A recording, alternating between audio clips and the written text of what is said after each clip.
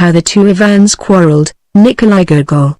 Chapter 1. Ivan Ivanovich and Ivan Nikiforovich. A fine pelisse has Ivan Ivanovich. Splendid. And what lambskin? Deuce take it, what lambskin? Blue-black with silver lights. I'll forfeit, I know not what, if you find anyone else owning such a one.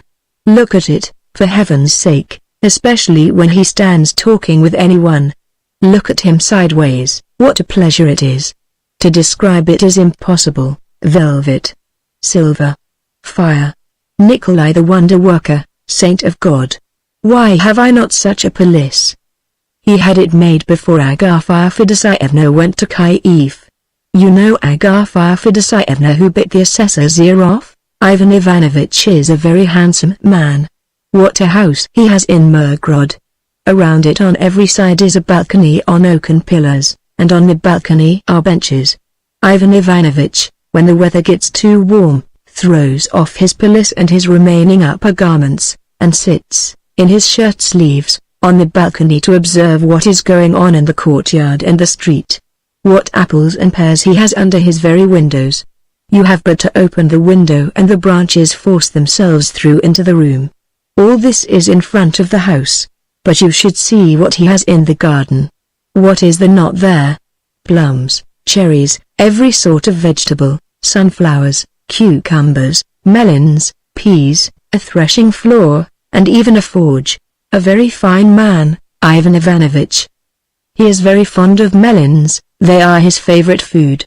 As soon as he has dined, and come out on his balcony, in his shirt sleeves, he orders Gapka to bring 2 melons, and immediately cuts them himself, collects the seeds in a paper, and begins to eat.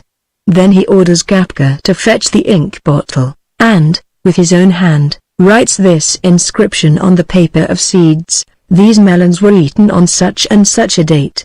If there was a guest present, then it reads, such and such a person assisted. The late judge of Mirgorod always gazed at Ivan Ivanovich's house with pleasure. The little house is very pretty.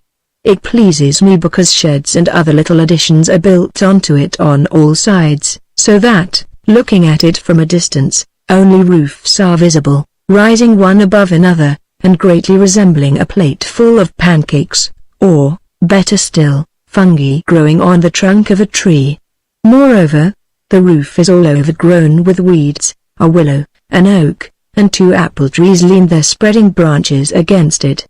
Through the trees peep little windows with carved and whitewashed shutters, which project even into the street. A very fine man, Ivan Ivanovich. The commissioner of Poltava knows him too. Dorosh Tarasovich Pukovichka, when he leaves Korola, always goes to his house. And when Father Peter, the protopope who lives at Kalibadas, invites a few guests, he always says that he knows of no one who so well fulfills all his Christian duties and understands so well how to live as Ivan Ivanovich. How time flies. More than 10 years have already passed since he became a widower. He never had any children. Gapka has children and they run about the courtyard. Ivan Ivanovich always gives each of them a cake, or a slice of melon, or a pear. Gapka carries the keys of the storerooms and cellars, but the key of the large chest which stands in his bedroom, and that of the center storeroom, Ivan Ivanovich keeps himself. Gapka is a healthy girl, with ruddy cheeks and calves, and goes about in coarse cloth garments. And what a pious man is Ivan Ivanovich! Every Sunday he dons his pelisse and goes to church. On entering, he bows on all sides, generally stations himself in the choir, and sings a very good bass. When the service is over, Ivan Ivanovich cannot refrain from passing the poor people in review. He probably would not have cared to undertake this tiresome work if his natural goodness had not urged him to it. Good day, beggar, he generally said, selecting the most crippled old woman, in the most patched and threadbare garments. Whence come you, my poor woman? I come from the farm, sir. 'Tis 2 days since I have eaten or drunk. My own children drove me out, poor soul. Why did you come hither, to beg alms, sir, to see whether someone will not give me at least enough for bread? So you want bread? Ivan Ivanovich generally inquired. How should it be otherwise? I am as hungry as a dog, replied Ivan Ivanovich. Usually, and perhaps you would like butter too? Yes, everything which your kindness will give, I will be content with all. Is butter better than bread? How is a hungry person to choose? Anything you please, all is good. Thereupon the old woman generally extended her hand. Well, go with God's blessing, said Ivan Ivanovich. Why do you stand there? I'm not beating you. And turning to a second and a third with the same questions, he finally returns home, or goes to drink a little glass of vodka with his neighbor, Ivan Nikiforovich, or the judge, or the chief of police. Ivan Ivanovich is very fond of receiving presents. They please him greatly. A very fine man too is Ivan Nikiforovich. They are such friends as the world never saw.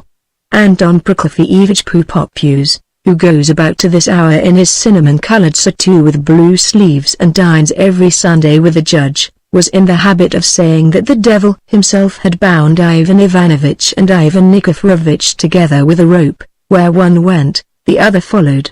Ivan Nikiforovich has never married. Although it was reported that he was married, it was completely false. I know Ivan Nikiforovich very well, and am able to state that he never even had any intention of marrying. Where do all these scandals originate? In the same way it was rumored that Ivan Nikiforovich was born with a tail. But this invention is so clumsy and at the same time so horrible and indecent that I do not even consider it necessary to refute it for the benefit of civilized readers, to whom it is doubtless known that only witches, and very few even of these, have tails. Witches, moreover, belong more to the feminine than to the masculine gender. In spite of their great friendship, these rare friends are not always agreed between themselves. Their characters can best be judged by comparing them. Ivan Ivanovich has the usual gift of speaking in an extremely pleasant manner. Heavens! How he does speak! The feeling can best be described by comparing it to that which you experience when someone combs your head or draws his finger softly across your heel. You listen and listen until you drop your head. Pleasant, exceedingly pleasant. Like the sleep after a bath. Ivan Nikiforovich, on the contrary, is more reticent, but if he once takes up his parable, look out for yourself. He can talk your head off. Ivan Ivanovich is tall and thin. Ivan Nikiforovich is rather shorter in stature, but he makes it up in thickness. Ivan Ivanovich's head is like a radish, tail down. Ivan Nikiforovich is like a radish with the tail up. Ivan Ivanovich lolled on the balcony in his shirt sleeves after dinner only. In the evening he dons his pelisse and goes out somewhere, either to the village shop, where he supplies flour, or into the fields to catch quail. Ivan Nikiforovich lies all day at his porch. If the day is not too hot he generally turns his back to the sun and will not go anywhere. If it happens to occur to him in the morning he walks through the yard, inspects the domestic affairs, and retires again to his room. In early days he used to call on Ivan Ivanovich. Ivan Ivanovich is a very refined man, and never utters an impolite word. Ivan Nikiforovich is not always on his guard. On such occasions Ivan Ivanovich usually rises from his seat, and says, "Enough, enough, Ivan Nikiforovich.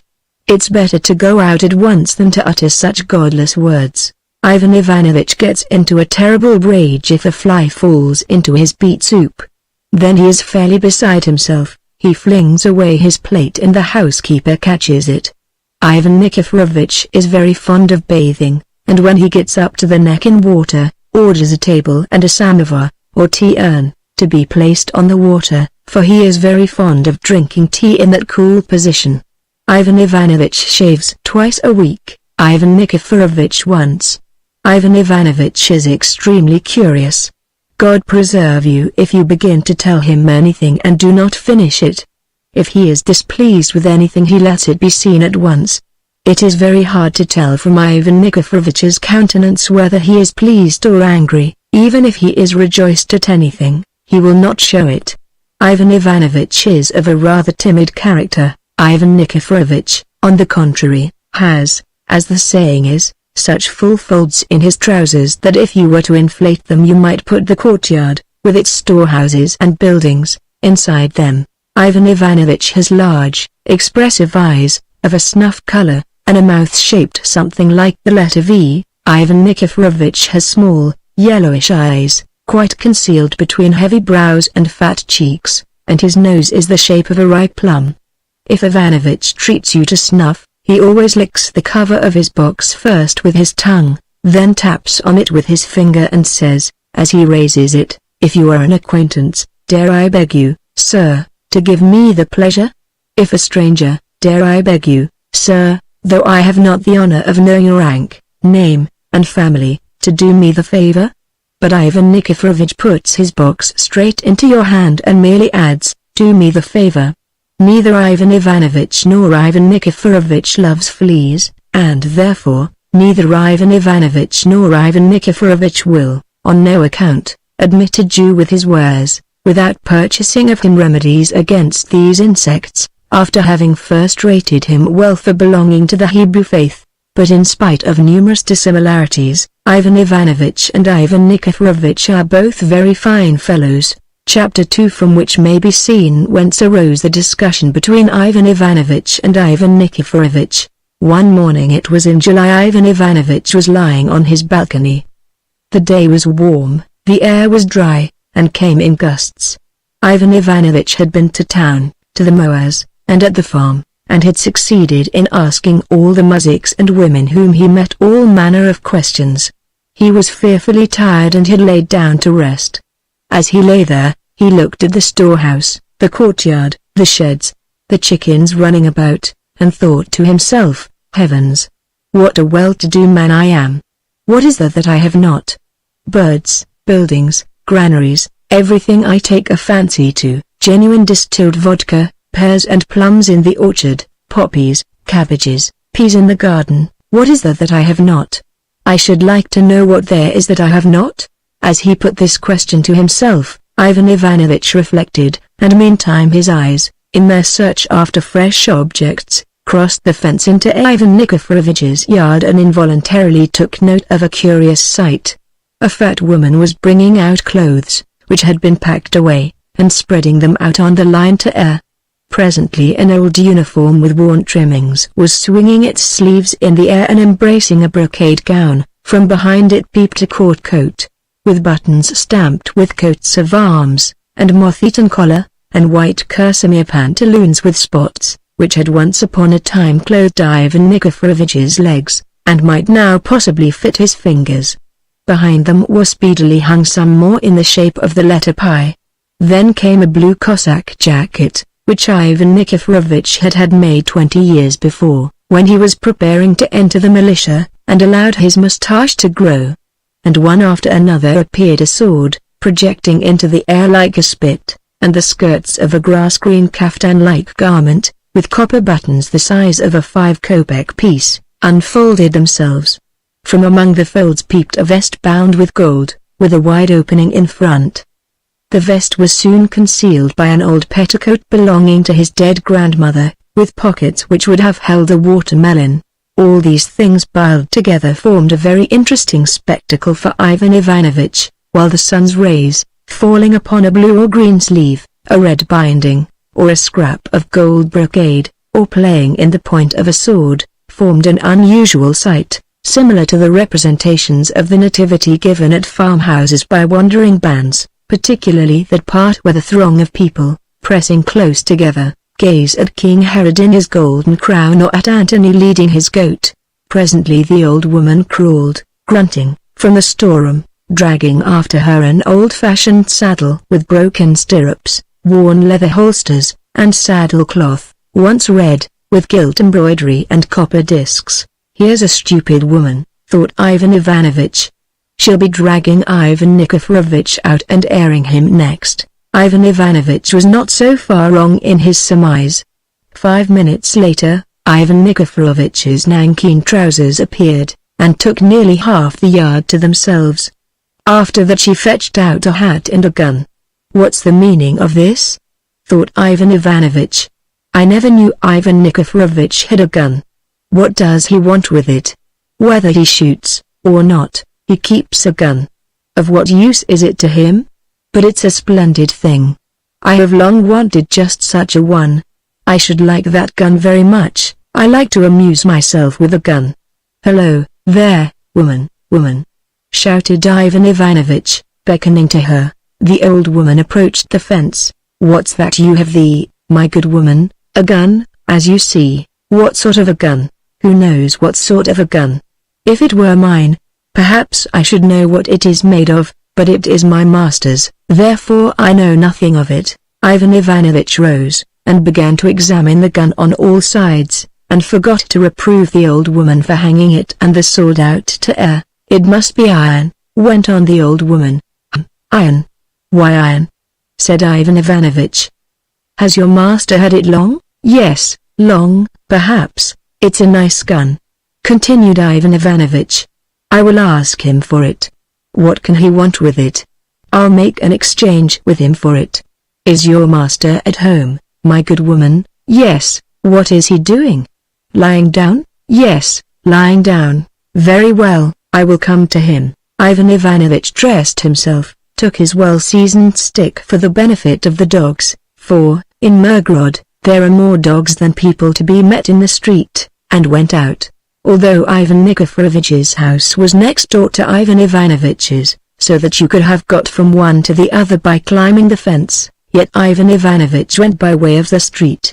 From the street it was necessary to turn into an alley which was so narrow that if two one-horse carts chanced to meet they could not get out, and were forced to remain there until the drivers, seizing the hind wheels, dragged them back in opposite directions into the street, whilst pedestrians drew aside like flowers growing by the fence on either hand. Ivan Ivanovitch's wagon shed adjoined this alley on one side, and on the other were Ivan Nikiforovich's granary, gate, and pigeon house. Ivan Ivanovich went up to the gate and rattled the latch. Within arose the barking of dogs, but the motley-haired pack ran back, wagging their tails when they saw the well-known face. Ivan Ivanovich traversed the courtyard, in which were collected Indian doves, fed by Ivan Nikiforovich's own hand, melon rinds, vegetables, broken wheels, barrel hoops, and a small boy wallowing with dirty blouse, a picture such as painters love. The shadows of the fluttering clothes covered nearly the whole of the yard and lent it a degree of coolness. The woman greeted him with a bend of her head and stood, gaping, in one spot. The front of the house was adorned with a small porch, with its roof supported on two oak pillars, a welcome protection from the sun, which at that season in Little Russia loves not to jest, and bathes the pedestrian from head to foot in perspiration. It may be judged how powerful Ivan Ivanovitch's desire to obtain the coveted article was when he made up his mind, at such an hour, to depart from his usual custom, which was to walk abroad only in the evening. The room which Ivan Ivanovich entered was quite dark, for the shutters were closed, and the ray of sunlight passing through a hole made in one of them took on the colors of the rainbow, and, striking the opposite wall, sketched upon it a party-colored picture of the outlines of roofs, trees, and the clothes suspended in the yard, only upside down. This gave the room a peculiar half-light. "God assist you," said Ivan Ivanovich. "Ah, how do you do, Ivan Ivanovich?" replied a voice from the corner of the room. Then only did Ivan Ivanovich perceive Ivan Nikiforovich lying upon a rug which was spread on the floor. "Excuse me for appearing before you in a state of nature." "Not at all. You have been asleep, Ivan Nikiforovich." "I have been asleep." "Have you been asleep, Ivan Ivanovich?" "I have. And now you have risen?" "Now I have risen." "Christ be with you, Ivan Nikiforovich. How can you sleep until this time?" "I have just come from the farm. There's very fine barley on the road, charming. And the hay is tall and soft and golden." "Gorpana!" shouted Ivan Nikiforovich. "Fetch Ivan Ivanovich some vodka, and some pastry and sour cream. Fine weather we're having today." "Don't praise it, Ivan Ivanovich. Devil take it. You can't get away from the heat. Now, why need you mention the devil?" Ivan Nikiforovich. You will recall my words when it's too late. You will suffer in the next world for such godless words. How have I offended you, Ivan Ivanovich? I have not attacked your father nor your mother. I don't know how I have insulted you. Enough, Ivan Nikiforovich. By heavens, Ivan Ivanovich, I did not insult you. It's strange that the quails haven't come yet to the whistle.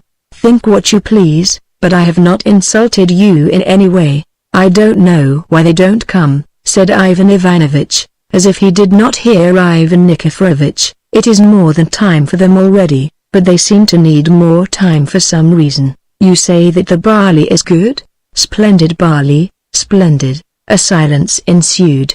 So you are having your clothes aired, Ivan Nikiforovich? Said Ivan Ivanovich at length. Yes, those cursed women have ruined some beautiful clothes, almost knew they were too. Now I'm having them aired. The cloth is fine and good. They only need turning to make them fit to wear again. One thing among them pleased me extremely, Ivan Nikiforovich. What was that? Tell me, please, what use do you make of the gun that has been put to air with the clothes? Here Ivan Ivanovich offered his snuff. May I ask you to do me the favor? By no means. Take it yourself, I will use my own. Thereupon Ivan Nikiforovich felt about him, and got hold of his snuff-box. That stupid woman. So she hung the gun out to air. That Tsai makes good snuff. I don't know what he puts in it, but it is so very fragrant. It is a little like Danzy. Here, take a little and chew it. Isn't it like Danzy? Ivan Nikiforovich, I want to talk about that gun. What are you going to do with it? You don't need it. Why don't I need it? I might want to go shooting. God be with you, Ivan Nikiforovich. When will you go shooting? At the millennium, perhaps? So far as I know, or anyone can recollect, you never killed even a duck. Yes, and you are not built to go shooting. You have a dignified bearing and figure. How are you to drag yourself about the marshes, especially when your garment, which it is not polite to mention in conversation by name, is being aired at this very moment? No, you require rest, repose. Ivan Ivanovich, as has been hinted at above, employed uncommonly picturesque language when it was necessary to persuade anyone. How he talked! Heavens, how he could talk! Yes, and you require polite actions. See here, give it to me, the idea. The gun is valuable, you can't find such guns anywhere nowadays. I bought it of a Turk when I joined the militia, and now, to give it away all of a sudden. Impossible. It is an indispensable article. Indispensable for what? For what? What if robbers should attack the house? Indispensable indeed. Glory to God. I know that a gun stands in my storehouse, a fine gun that. Why, Ivan Nikiforovich, the lock is ruined. What do you mean by ruined? It can be set right. All that needs to be done is to rub it with hemp oil, so that it may not rust. I see in your words, Ivan Nikiforovich, anything but a friendly disposition towards me. You will do nothing for me in token of friendship. How can you say, Ivan Ivanovich, that I show you no friendship? You ought to be ashamed of yourself. Your oxen pasture on my steps and I have never interfered with them. When you go to Poltava, you always ask for my wagon, and what then? Have I ever refused? Your children climb over the fence into my yard and play with my dogs. I never say anything. Let them play, so long as they touch nothing. Let them play. If you won't give it to me, then let us make some exchange. What will you give me for it? Thereupon Ivan Nikiforovich raised himself on his elbow, and looked at Ivan Ivanovich. I will give you my dark brown sow, the one I have fed in the sty. A magnificent sow. You'll see, she'll bring you a litter of pigs next year. I do not see, Ivan Ivanovich, how you can talk so. What could I do with your sow? Make a funeral dinner for the devil, again. You can't get along without the devil. It's a sin. By heaven, it's a sin, Ivan Nikiforovich. What do you mean, Ivan Ivanovich, by offering the deuce knows what kind of a sow for my gun? Why is she the deuce knows what, Ivan Nikiforovich? Why?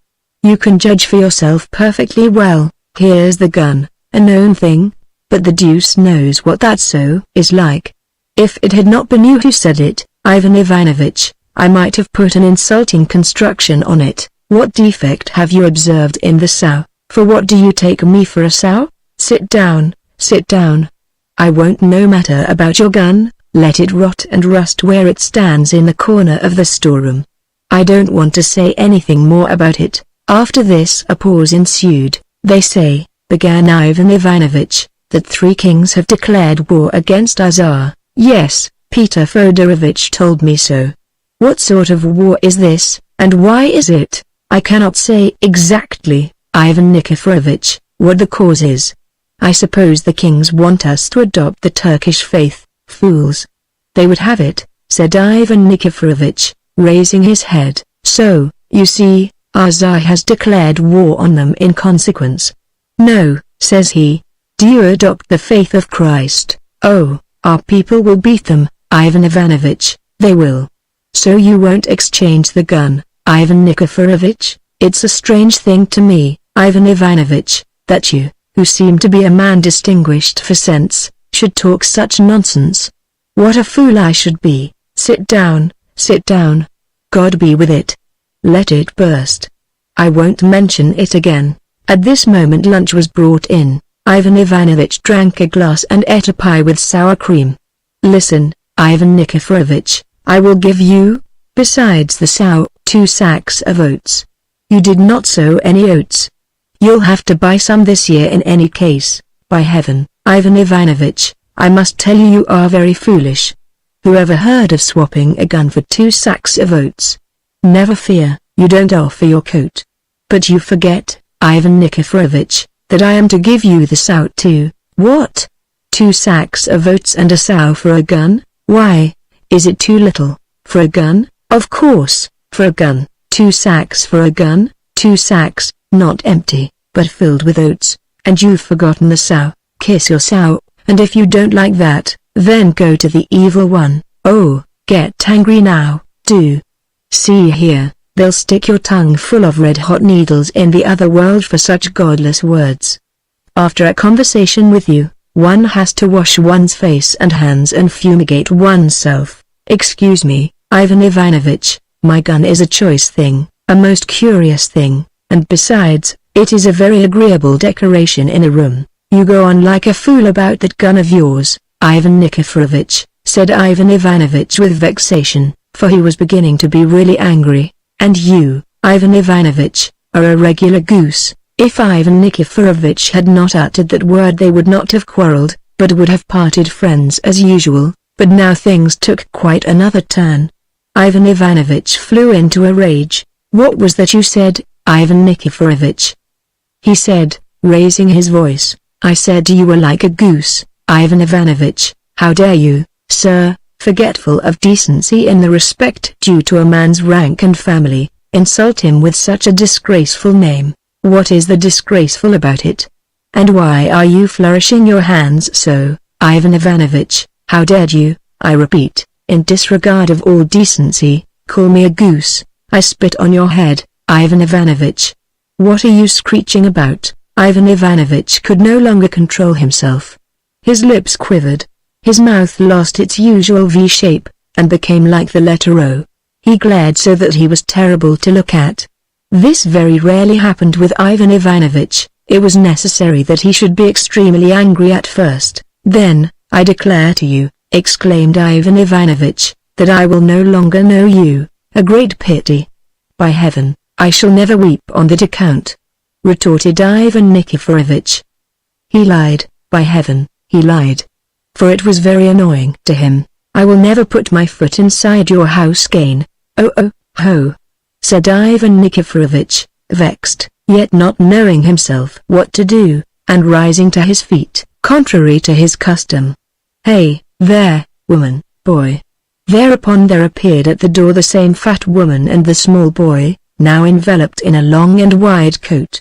"Take Ivan Ivanovich by the arms and lead him to the door." "What? A nobleman?" shouted Ivan Ivanovich with a feeling of vexation and dignity. "Just do it if you dare. Come on. I'll annihilate you and your stupid master. The crows won't be able to find your bones." Ivan Ivanovich spoke with uncommon force when his spirit was up. The group presented a striking picture, Ivan Nikiforovich standing in the middle of the room, the woman with her mouth wide open and a senseless, terrified look on her face, and Ivan Ivanovich with uplifted hand, as the Roman tribunes are depicted. This was a magnificent spectacle, and yet there was but one spectator, the boy in the ample coat, who stood quite quietly and picked his nose with his finger. Finally Ivan Ivanovich took his hat. "You have behaved well, Ivan Nikiforovich, extremely well. I shall remember it. Go, Ivan Ivanovich, go. And see that you don't come in my way. If you do, I'll beat your ugly face to a jelly, Ivan Ivanovich. Take that, Ivan Nikiforovich," retorted Ivan Ivanovich, making an insulting gesture, and banged the door, which squeaked and flew open again behind him. Ivan Nikiforovich appeared at it and wanted to add something more, but Ivan Ivanovich did not glance back and hastened from the yard. Chapter 3 What took place after Ivan Ivanovich's quarrel? Ivan Nikiforovich, and thus two respectable men, the pride and honor of Mirgorod, had quarreled, and about what? About a bit of nonsense, a goose. They would not see each other, broke off all connection, though hitherto they had been known as the most inseparable friends.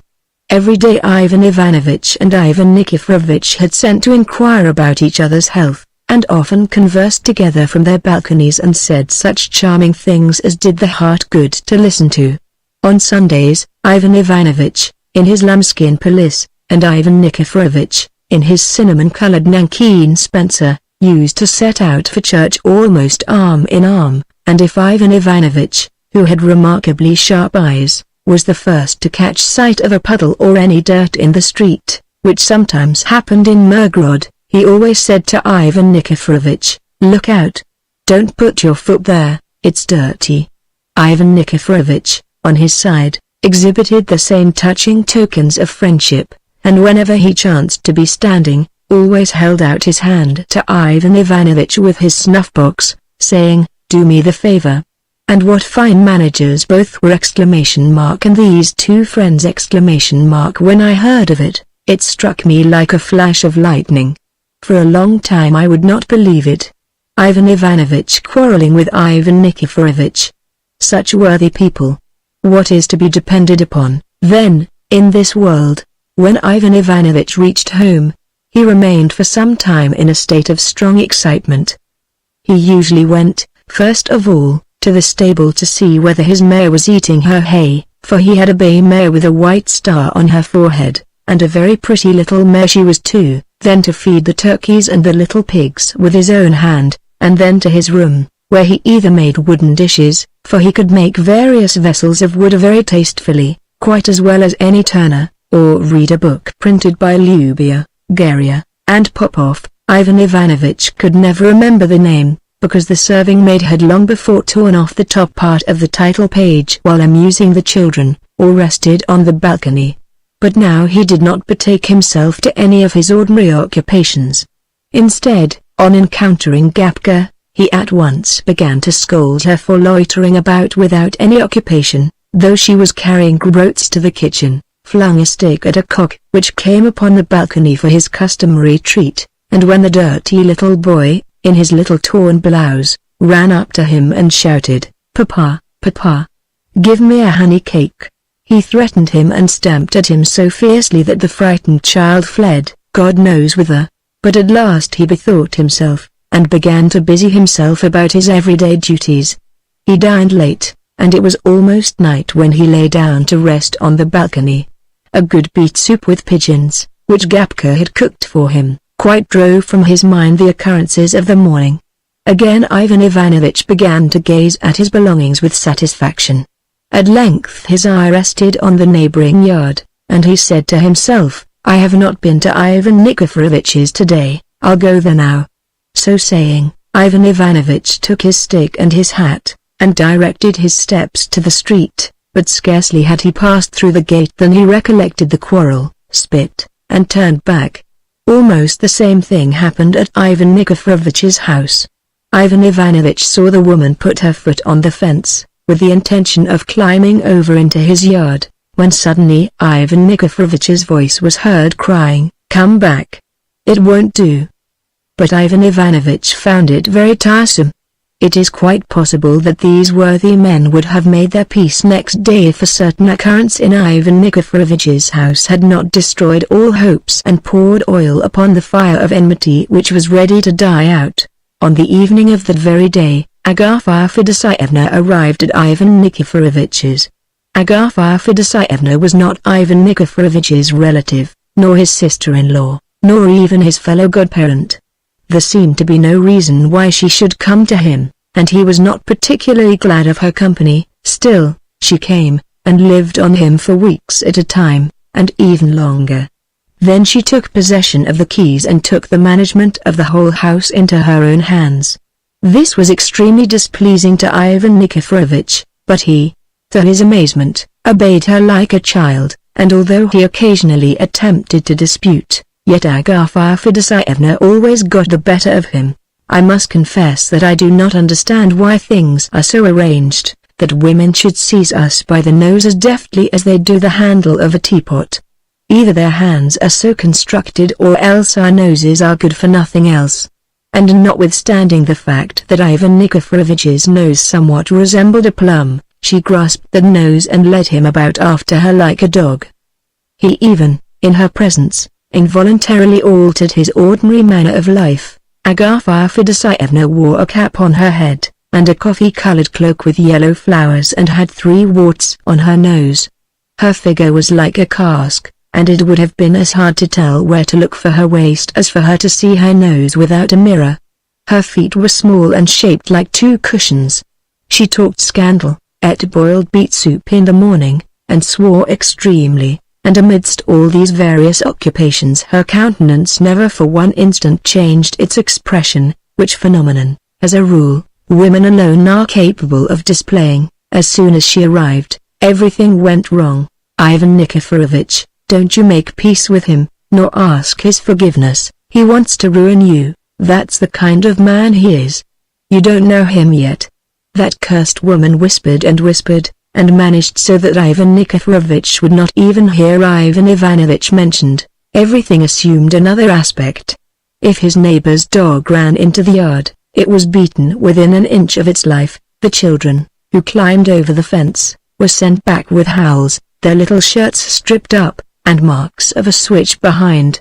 Even the old woman, when Ivan Ivanovich ventured to ask her about something, did something so insulting that Ivan Ivanovich, being an extremely delicate man, only spit, and muttered, "What a nasty woman." Even worse than her master. Finally, as a climax to all the insults, his hated neighbor built a goose shed right against his fence at the spot where they usually climbed over, as if with the express intention of redoubling the insult. This shed, so hateful to Ivan Ivanovich, was constructed with diabolical swiftness in one day. This aroused wrath and a desire for revenge in Ivan Ivanovich.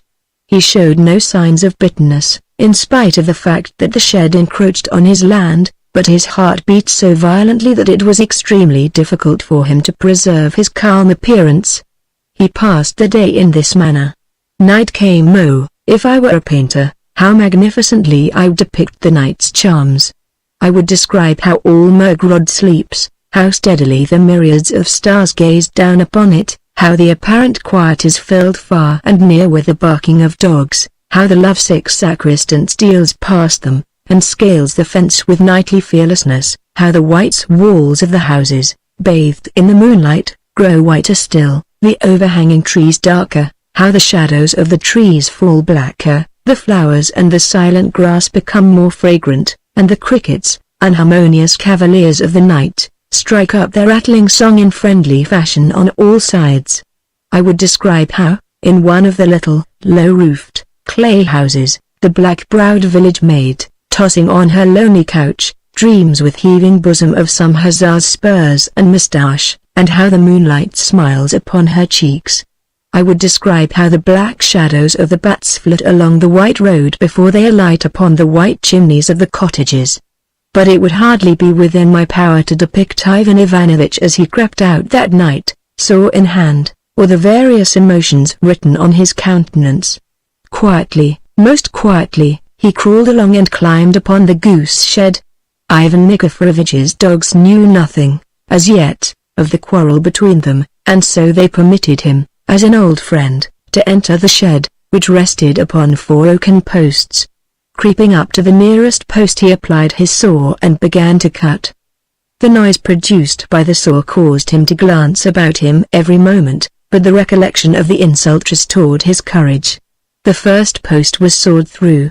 Ivan Ivanovich began upon the next. His eyes burned and he saw nothing for terror. All at once he uttered an exclamation and became petrified with fear. A ghost appeared to him, but he speedily recovered himself on perceiving that it was a goose, thrusting its neck out at him. Ivan Ivanovich spit with vexation and proceeded with his work. The second post was sawed through, the building trembled. His heart beat so violently when he began on the third, that he had to stop several times. The post was more than half sawed through when the frail building quivered violently. Ivan Ivanovich had barely time to spring back when it came down with a crash. Seizing his saw, he ran home in the greatest terror and flung himself upon his bed, without having sufficient courage to peep from the window at the consequences of his terrible deed.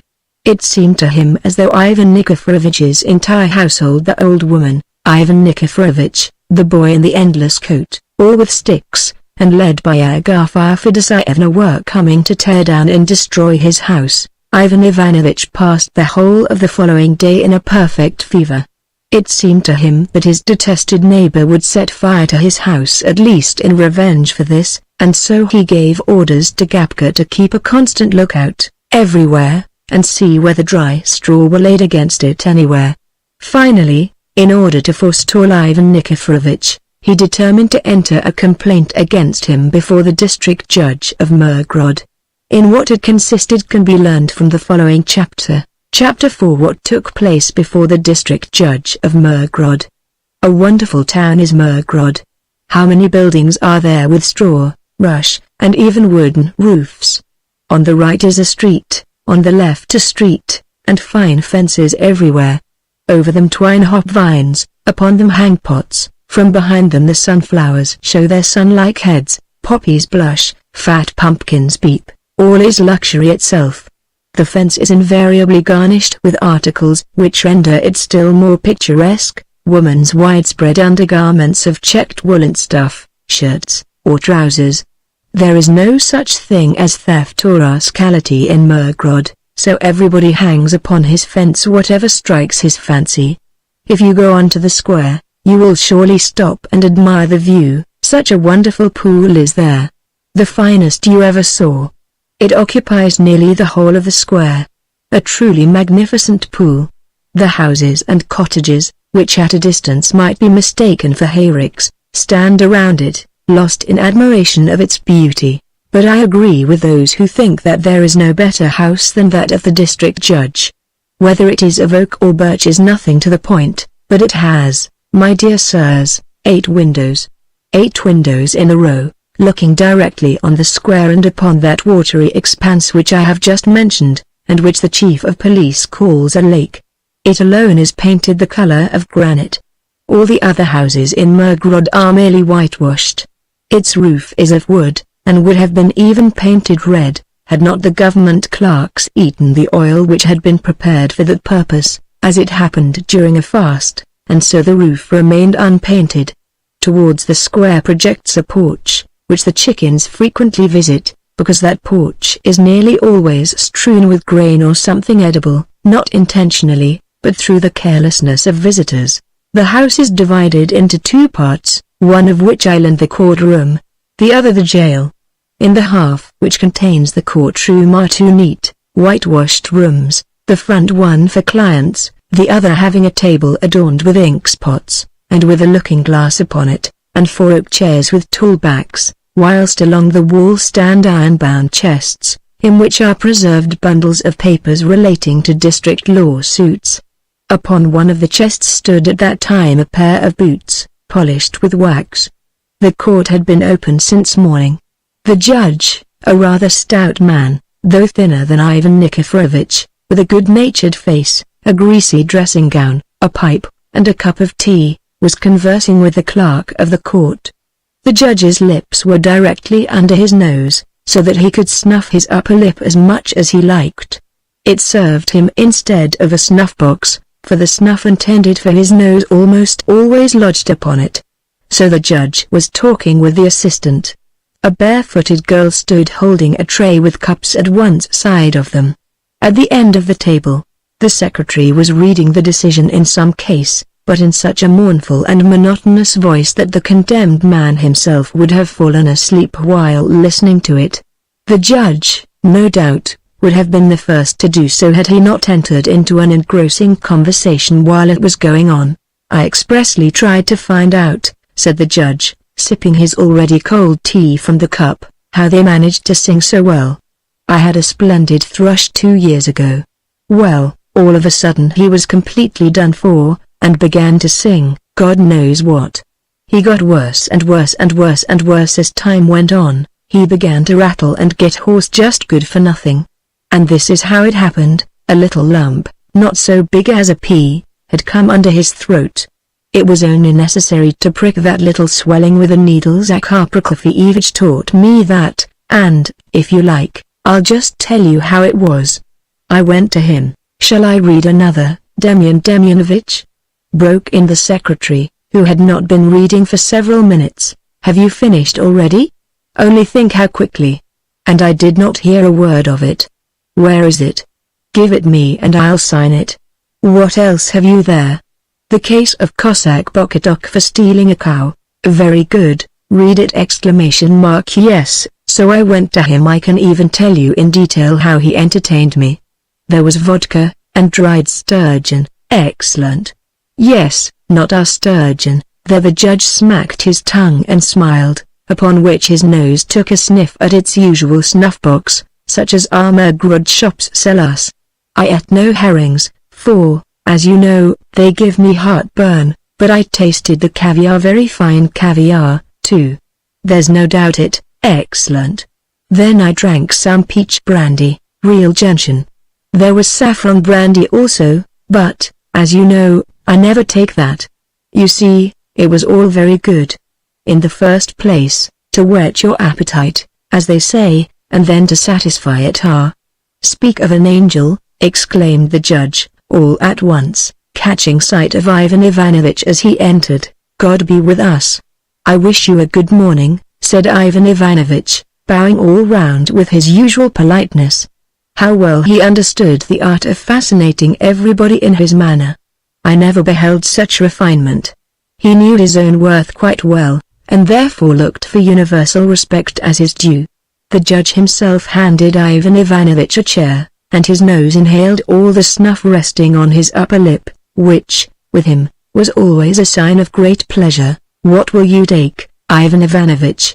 he inquired. "Will you have a cup of tea?" "No, much obliged," replied Ivan Ivanovich, as he bowed and seated himself. "Do me the favor, one little cup," repeated the judge. "No, thank you, much obliged for your hospitality," replied Ivan Ivanovich, and rose, bowed, and sat down again. "Just one little cup," repeated the judge. "No, do not trouble yourself, Demyan Demyanovich." Whereupon Ivan Ivanovich again rose, bowed, and sat down. "A little cup. Very well, then, just a little cup," said Ivan Ivanovich, and reached out his hand to the tray. Heavens! What a height of refinement there was in that man! It is impossible to describe what a pleasant impression such manners produce. "Will you not have another cup?" "I thank you sincerely," answered Ivan Ivanovich, turning his cup upside down upon the tray and bowing. "Do me the favor, Ivan Ivanovich." "I cannot, much obliged." Thereupon Ivan Ivanovich bowed and sat down. "Ivan Ivanovich, for the sake of our friendship, just one little cup. I am extremely indebted for your hospitality." So saying, Ivan Ivanovich bowed and seated himself. "Only a cup, one little cup." Ivan Ivanovich put his hand out to the tray and took a cup. "Oh, the deuce! How can a man contrive to support his dignity?" "Demyan Demyanovich," said Ivan Ivanovich, swallowing the last drain, "I have pressing business with you. I want to enter a complaint." Then Ivan Ivanovich set down his cup, and drew from his pocket a sheet of stamped paper, written over. "A complaint against my enemy, my declared enemy. And who is that?" Ivan Nikiforovich Dovgichkun." At these words, the judge nearly fell off his chair. "What do you say?" he exclaimed, clasping his hands. "Ivan Ivanovich, is this you? You see yourself that it is I. The Lord and all the saints be with you." "What? You? Ivan Ivanovich? You have fallen out with Ivan Nikiforovich. Is it your mouth which says that? Repeat it. Is not someone hid behind you who is speaking instead of you? What is there incredible about it? I can't endure the sight of him. He has done me a deadly injury. He has insulted my honor. Holy Trinity! How am I to believe my mother now? Why, every day, when I quarrel with my sister, the old woman says, 'Children, you live together like dogs.' If you would only take pattern by Ivan Ivanovich and Ivan Nikiforovich, they are friends indeed. Such friends. Such worthy people. There you are with your friend. Tell me what this is about. How is it? It is a delicate business, Demyan Demyanovich. It is impossible to relate it in words. Be pleased rather to read my plaint. Here, take it by this side, it is more convenient. Read it, Taras Tikhonovich," said the judge, turning to the secretary. Taras Tikhonovich took the plaint, and blowing his nose, as all district judges' secretaries blow their noses, with the assistance of 2 fingers, he began to read : "From the nobleman and landed proprietor of the Mirgorod district, Ivan Peryapenko, son of Ivan, a plaint, concerning which the following points are to be noted: 1. Ivan Dovgichkun, son of Nikifor, nobleman, known to all the world for his godless acts, which inspire disgust, and in lawlessness exceed all bounds, on the 7th day of July of this year 1810, inflicted upon me a deadly insult, touching my personal honor, and likewise tending to the humiliation and confusion of my rank and family. The said nobleman, of repulsive aspect, has also a pugnacious disposition, and is full to overflowing with blasphemy and quarrelsome words." Here the reader paused for an instant to blow his nose again, but the judge folded his hands in approbation and murmured to himself, "What a ready pen! Lord! How this man does write!" Ivan Ivanovich requested that the reading might proceed, and Taras Tikhonovich went on: "The said Ivan Dovgichkun, son of Nikifor, when I went to him with a friendly proposition, called me publicly by an epithet insulting and injurious to my honor, namely, a goose, whereas it is known to the whole district of Mirgorod, that I never was named after that disgusting creature, and have no intention of ever being named after it. The proof of my noble extraction is that, in the baptismal register to be found in the Church of the 3 Bishops, the day of my birth, and likewise the fact of my baptism, are inscribed.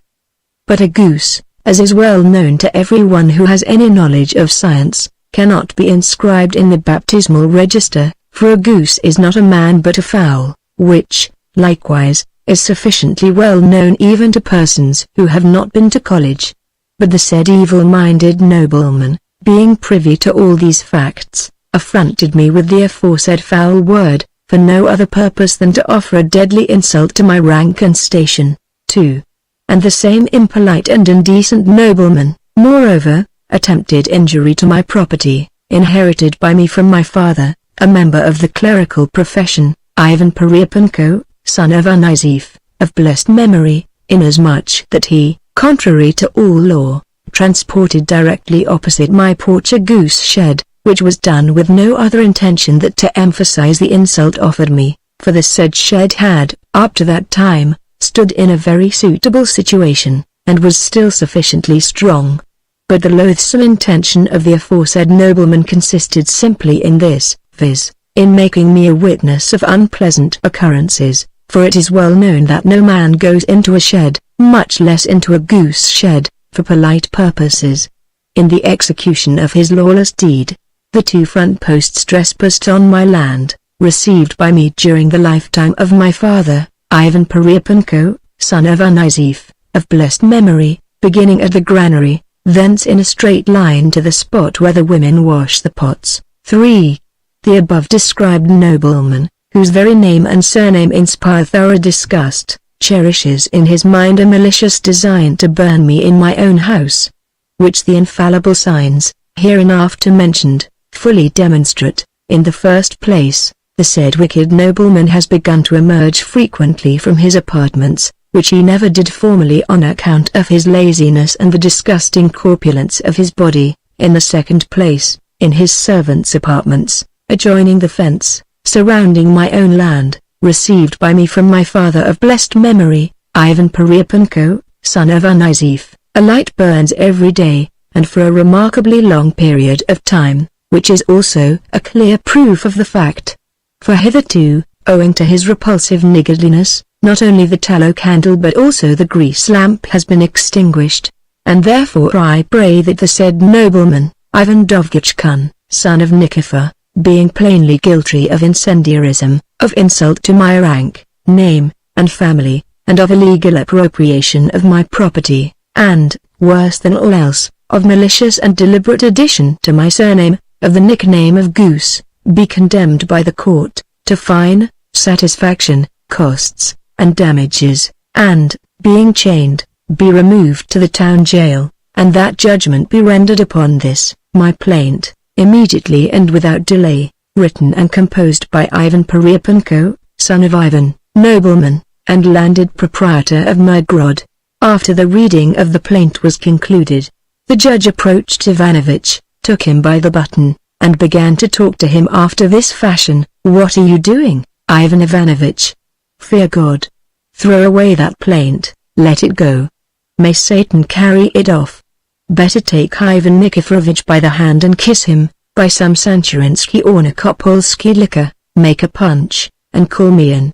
We will drink it up together and forget all unpleasantness." "No, Demyan Demyanovich. It's not that sort of an affair," said Ivan Ivanovich, with the dignity which always became him so well. "It is not an affair which can be arranged by a friendly agreement. Farewell.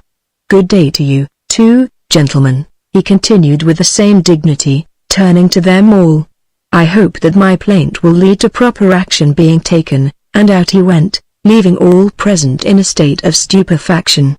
The judge sat down without uttering a word. The secretary took a pinch of snuff, the clerks upset some broken fragments of bottles which served for inkstands, and the judge himself, in absence of mind, spread out a puddle of ink upon the table with his finger. "What do you say to this, Dorofei Trofimovich?" said the judge, turning to the assistant after a pause. "I've nothing to say," replied the clerk. "What things do happen?" continued the judge. He had not finished saying this before the door creaked and the front half of Ivan Nikiforovich presented itself in the courtroom, the rest of him remaining in the anteroom. The appearance of Ivan Nikiforovich, and in court too, seemed so extraordinary that the judge screamed. The secretary stopped reading. One clerk, in his frieze imitation of a dress coat, took his pen in his lips, and the other swallowed a fly. Even the constable on duty and the watchman, a discharged soldier who up to that moment had stood by the door scratching about his dirty tunic, with chevrons on its arm, dropped his jaw and trod on someone's foot. "What chance brings you here? How is your health, Ivan Nikiforovich?" But Ivan Nikiforovich was neither dead nor alive, for he was stuck fast in the door, and could not take a step either forwards or backwards. In vain did the judge shout into the anteroom that someone there should push Ivan Nikiforovich forward into the courtroom. In the anteroom there was only one old woman with a petition, who, in spite of all the efforts of her bony hands, could accomplish nothing. Then one of the clerks, with thick lips, a thick nose, eyes which looked askance and intoxicated, broad shoulders, and ragged elbows, approached the front half of Ivan Nikiforovich, crossed his hands for him as though he had been a child, and winked at the old soldier, who braced his knee against Ivan Nikiforovich's belly. So, in spite of the latter's piteous moans, he was squeezed out into the anteroom. Then they pulled the bolts, and opened the other half of the door. Meanwhile the clerk and his assistant, breathing hard with their friendly exertions, exhaled such a strong odor that the courtroom seemed temporarily turned into a drinking room. "Are you hurt, Ivan Nikiforovich? I will tell my mother to send you a decoction of brandy, with which you need but to rub your back and stomach and all your pains will disappear." But Ivan Nikiforovich dropped into a chair, and could utter no word beyond prolonged oaths. Finally, in a faint and barely audible voice from fatigue, he exclaimed, "Wouldn't you like some?" And drawing his snuff-box from his pocket, added, "Help yourself, if you please." "Very glad to see you," replied the judge, "but I cannot conceive what made you put yourself to so much trouble, and favor us with so unexpected an honor." "A plaint," Ivan Nikiforovich managed to ejaculate. "A plaint? What plaint?" "A complaint." Here his asthma entailed a prolonged pause. "Oh. A complaint against that rascal Ivan Ivanovich Peryapenko, and you too. Such particular friends. A complaint against such a benevolent man? He's Satan himself," ejaculated Ivan Nikiforovich abruptly. The judge crossed himself. "Take my plaint, and read it. There is nothing to be done."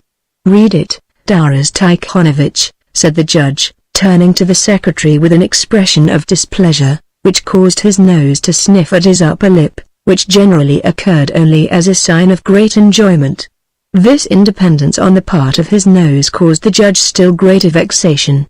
He pulled out his handkerchief, and rubbed off all the snuff from his upper lip in order to punish it for its daring. The secretary, having gone through the usual performance, which he always indulged in before he began to read, that is to say, blowing his nose without the aid of a pocket handkerchief, began in his ordinary voice, in the following manner: "Ivan Dovgichkun, son of Nikifor, nobleman of the Mirgorod district, presents a plaint, and begs to call attention to the following points: 1. Through his hateful malice and plainly manifested ill will, the person calling himself a nobleman, Ivan Peryapenko, son of Ivan, perpetrates against me every manner of injury, damage, and like spiteful deeds, which inspire me with terror. Yesterday afternoon, like a brigand and thief, with axes, saws, chisels, and various locksmith's tools, he came by night into my yard and into my own goose shed located within it, and with his own hand, and in outrageous manner, destroyed it, for which very illegal and burglarious deed on my side I gave no manner of cause. 2.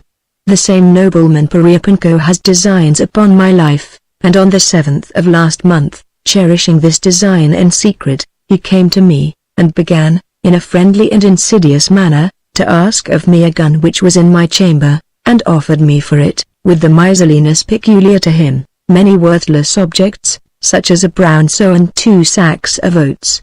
Divining at that time his criminal intentions, I endeavored in every way to dissuade him from it, but the said rascal and scoundrel, Ivan Peryapenko, son of Ivan, abused me like a muzhik, and since that time has cherished against me an irreconcilable enmity. His sister was well known to everyone as a loose character, and went off with a regiment of chasseurs which was stationed at Mirgorod 5 years ago, but she inscribed her husband as a peasant.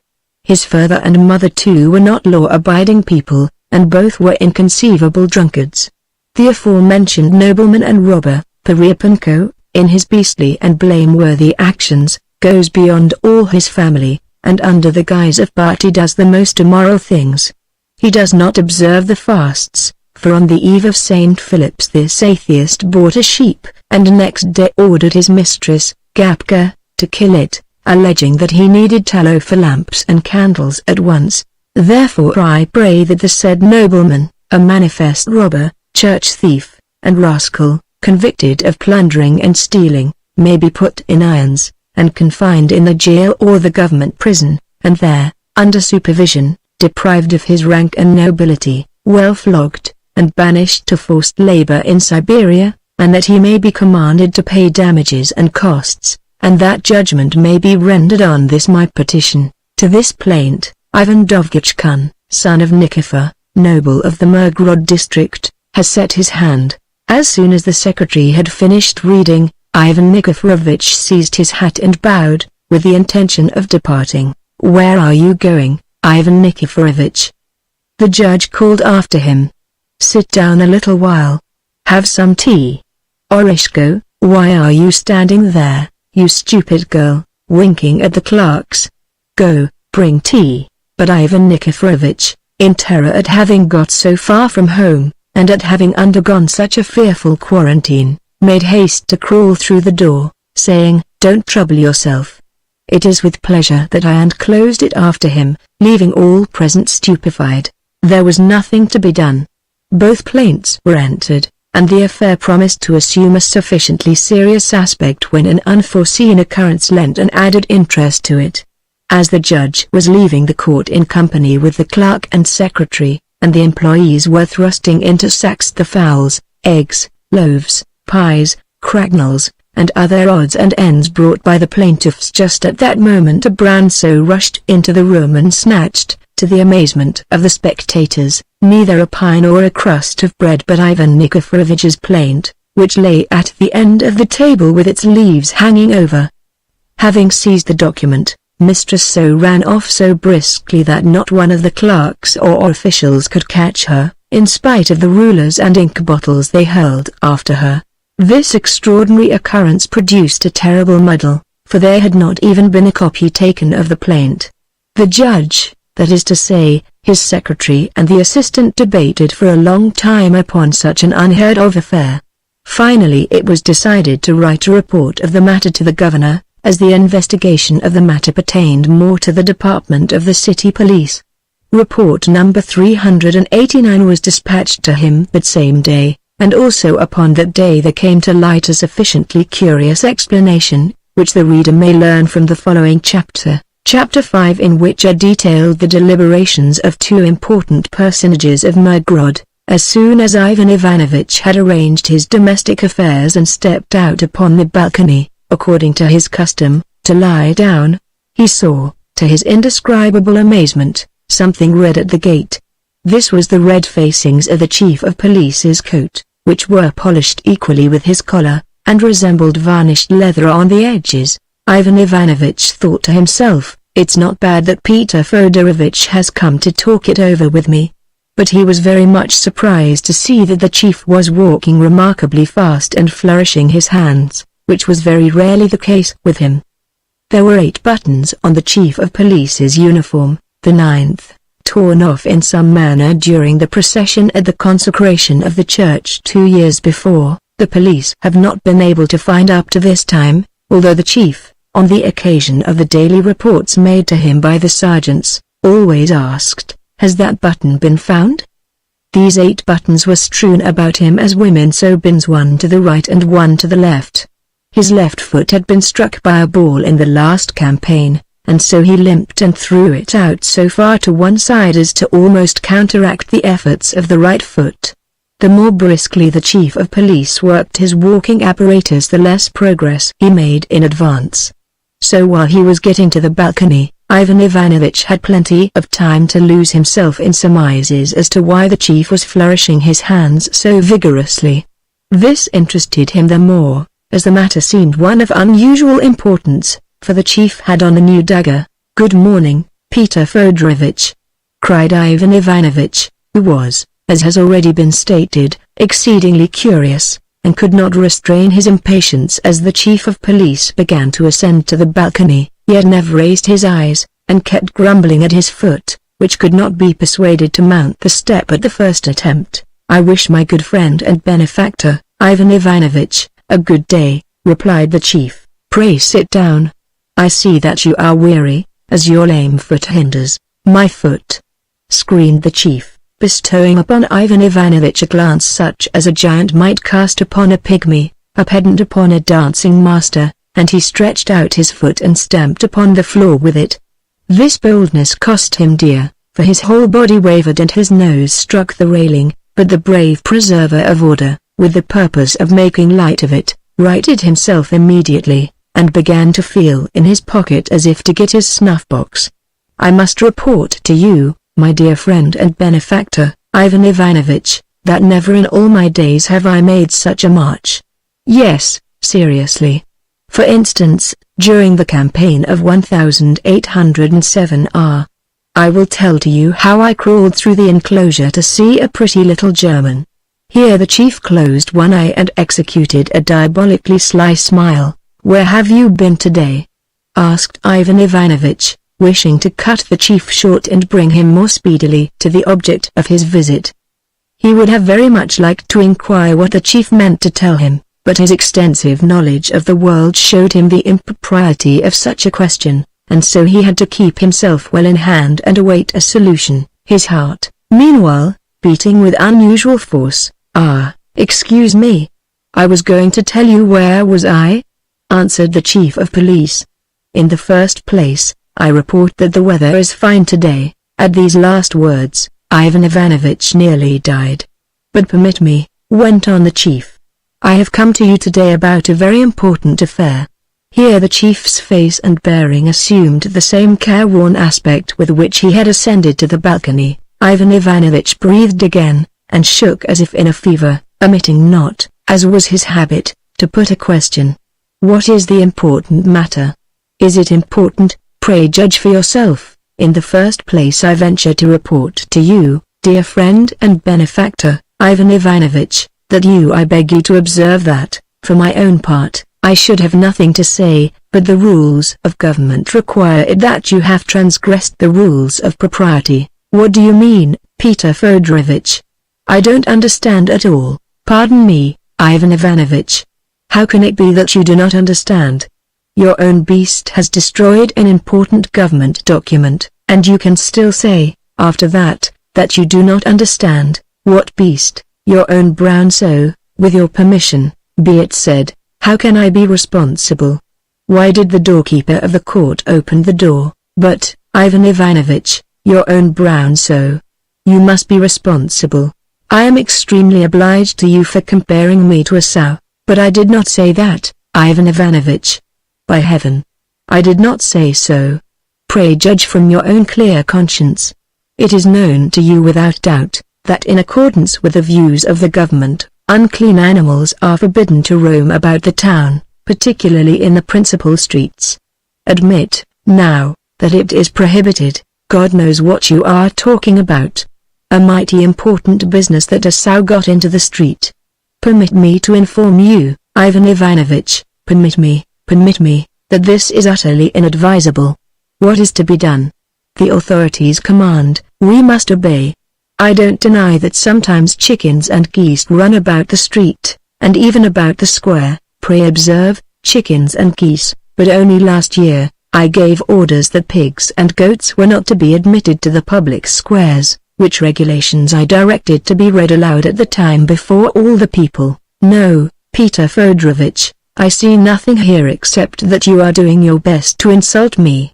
But you cannot say that, my dearest friend and benefactor, that I have tried to insult you. Bethink yourself, I never said a word to you last year when you built a roof a whole foot higher than is allowed by law. On the contrary, I pretended not to have observed it. Believe me, my dearest friend, even now, I would, so to speak, but my duty, in a word, my duty demands that I should have an eye to cleanliness. Just judge for yourself, when suddenly in the principal street, fine principal streets yours are, every woman goes there and throws down any rubbish she chooses. Permit me to inform you, Ivan Ivanovich, that it is you who are insulting me. That does sometimes happen, but, as a rule, only besides fences, sheds, or storehouses, but that a filthy sow should intrude herself in the main street, in the square, now is a matter. What sort of a matter? Peter Fedorovitch. Surely a sow is one of God's creatures. Agreed. Everybody knows that you are a learned man, that you are acquainted with sciences and various other subjects. I never studied the sciences. I began to learn to write in my 13th year. Of course you know that I was a soldier in the ranks, said Ivan Ivanovich. Yes, continued the chief of police, in 1801 I was in the 42nd Regiment of Chasseurs, lieutenant in the 4th Company. The commander of our company was, if I may be permitted to mention it, Captain Ermif. Thereupon the chief of police thrust his fingers into the snuff-box which Ivan Ivanovich was holding open, and stirred up the snuff. Ivan Ivanovich answered, But my duty, went on the chief of police, is to obey the commands of the authorities. Do you know, Ivan Ivanovich, that a person who purloins a government document in the courtroom incurs capital punishment equally with other criminals? I know it, and, if you like, I can give you lessons. It is so decreed with regard to people, as if you, For instance, were to steal a document, but a sow is an animal, one of God's creatures, certainly, but the law reads, those guilty of theft. I beg of you to listen most attentively. Those guilty. Here is indicated neither race nor sex nor rank. Of course an animal can be guilty. You may say what you please, but the animal, until the sentence is pronounced by the court, should be committed to the charge of the police as a transgressor of the law. No, Peter Fedorovitch, retorted Ivan Ivanovitch coolly, that shall not be, as you like, only I must carry out the orders of the authorities. What are you threatening me with? Probably you want to send that one-armed soldier after her. I shall order the woman who tends the door to drive him off with a poker. He'll get his last arm broken. I dare not dispute with you. In case you will not commit the sow to the charge of the police, then do what you please with her, kill her for Christmas, if you like, and make hams of her, or eat her as she is. Only I should like to ask you, in case you make sausages, to send me a couple, such as your Gapka makes so well, of blood and lard. My Agrafena Trofimovna is extremely fond of them. I will send you a couple of sausages if you permit. I shall be extremely obliged to you, dear friend and benefactor. Now permit me to say one word more. I am commissioned by the judge, as well as by all our acquaintances, so to speak, to effect a reconciliation between you and your friend, Ivan Nikiforovitch. What? With that brute? I to be reconciled to that clown? Never. It shall not be, it shall not be. Ivan Ivanovitch was in a remarkably determined frame of mind. As you like, replied the chief of police, treating both nostrils to snuff. I will not venture to advise you, but permit me to mention here you live at enmity, and if you make peace. But Ivan Ivanovitch began to talk about catching quail, as he usually did when he wanted to put an end to a conversation. So the chief of police was obliged to retire without having achieved any success whatever. Chapter 6, from which the reader can easily discover what is contained in it. In spite of all the judge's efforts to keep the matter secret, all Mirgorod knew by the next day that Ivan Ivanovitch's sow had stolen Ivan Nikiforovitch's petition. The chief of police himself, in a moment of forgetfulness, was the first to betray himself. When Ivan Nikiforovitch was informed of it he said nothing, he merely inquired, was it the brown one? But Agafia Fedoseyevna, who was present, began again to urge on Ivan Nikiforovitch. What's the matter with you, Ivan Nikiforovitch? People will laugh at you as at a fool if you let it pass. How can you remain a nobleman after that? You will be worse than the old woman who sells the honey cakes with hemp seed oil you are so fond of. And the mischief maker persuaded him. She hunted up somewhere a middle-aged man with dark complexion, spots all over his face, and a dark blue surtout patched on the elbows, a regular official scribbler. He blacked his boots with tar, wore 3 pens behind his ear, and a glass vial tied to his buttonhole with a string instead of an ink bottle, ate as many as 9 pies at once, and put the 10th in his pocket, and wrote so many slanders of all sorts on a single sheet of stamped paper that no reader could get through all at one time without interspersing coughs and sneezes. This man labored, toiled, and wrote, and finally concocted the following document: to the district judge of Mirgorod, from the noble, Ivan Dovgichkun, son of Nikifor, in pursuance of my plaint which was presented by me, Ivan Dovgichkun, son of Nikifor, against the nobleman, Ivan Perepenko, son of Ivan, to which the judge of the Mirgorod district court has exhibited indifference, and the shameless, high-handed deed of the brown sow being kept secret, and coming to my ears from outside parties, and the said neglect, plainly malicious, lies incontestably at the judge's door, for the sow is a stupid animal, and therefore unfitted for the theft of papers. From which it plainly appears that the said frequently mentioned sow was not otherwise than instigated to the same by the opponent, Ivan Perepenko, son of Ivan, calling himself a nobleman, and already convicted of theft, conspiracy against life, and desecration of a church. But the said Mirgorod judge, with the partisanship peculiar to him, gave his private consent to this individual, for without such consent the said sow could by no possible means have been admitted to carry off the document, for the judge of the district court of Mirgorod is well provided with servants. It was only necessary to summon a soldier, who is always on duty in the reception room, and who, although he has but one eye and one somewhat damaged arm, has powers quite adequate to driving out a sow, and to beating it with a stick, from which is credibly evident the criminal neglect of the said Mirgorod judge and the incontestable sharing of the Jew-like spoils therefrom resulting from these mutual conspirators. And the aforesaid robber and nobleman, Ivan Perepunko, son of Ivan, having disgraced himself, finished his turning on his lathe.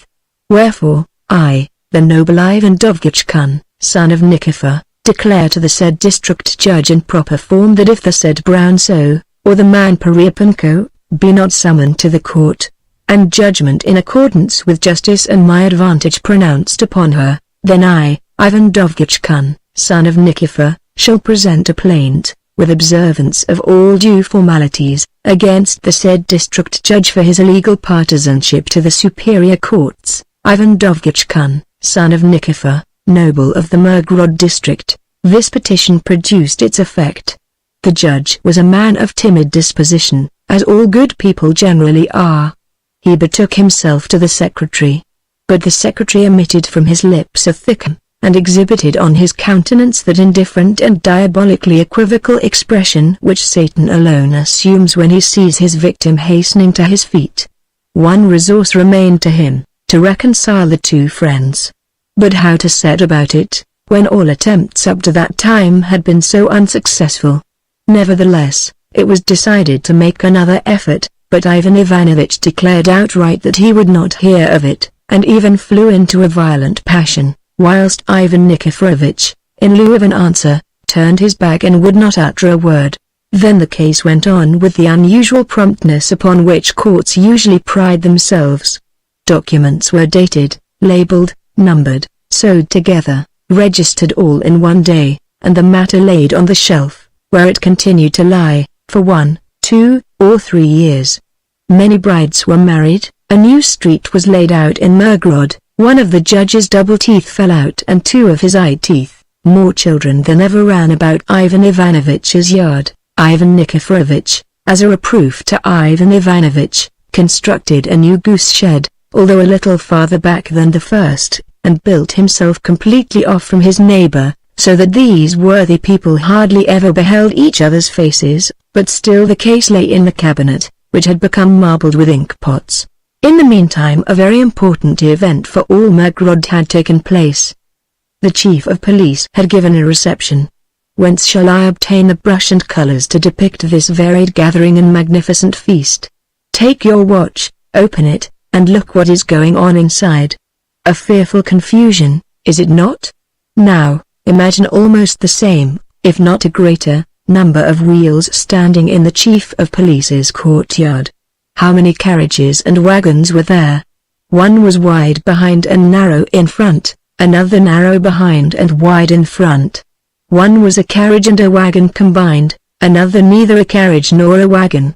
One resembled a huge hayrick or a fat merchant's wife, another a dilapidated Jew or a skeleton not quite freed from the skin. One was a perfect pipe with long stem in profile, another, resembling nothing whatever, suggested some strange, shapeless, fantastic object. In the midst of this chaos of wheels rose coaches with windows like those of a room. The drivers, in great Cossack coats, gabardines, and white hareskin coats, sheepskin hats and caps of various patterns, and with pipes in their hands, drove the unharnessed horses through the yard. What a reception the chief of police gave! Permit me to run through the list of those who were there: Taras Tarasovich, Evpil Akinfovich, Evtiki, Ivan Ivanovich, not that Ivan Ivanovich but another Gabalpov Rilonovich, Ivan Ivanovich, Eleftherievich, Makar Nezrovich, Toma Grigorovich. I can say no more, my powers fail me, my hand stops writing.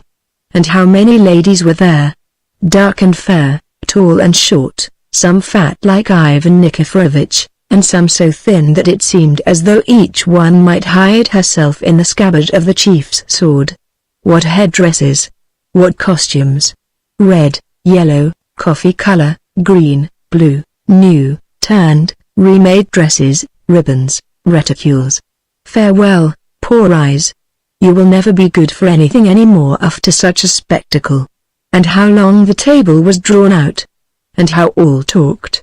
And what a noise they made. What is a mill with its driving wheel, stones, beams, hammers, wheels, in comparison with this? I cannot tell you exactly what they talked about, but presumably of many agreeable and useful things, such as the weather, dogs, wheat, caps, and dice. At length Ivan Ivanovitch, not our Ivan Ivanovitch, but the other, who had but one eye, said, "It strikes me as strange that my right eye, this one-eyed Ivan Ivanovitch always spoke sarcastically about himself, does not see Ivan Nikiforovitch, Gospodin Dovbychkun." "He would not come," said the chief of police. "Why not? It's 2 years now, glory to God. Since they quarreled, that is, Ivan Ivanovitch and Ivan Nikiforovitch, and where one goes, the other will not go." "You don't say so."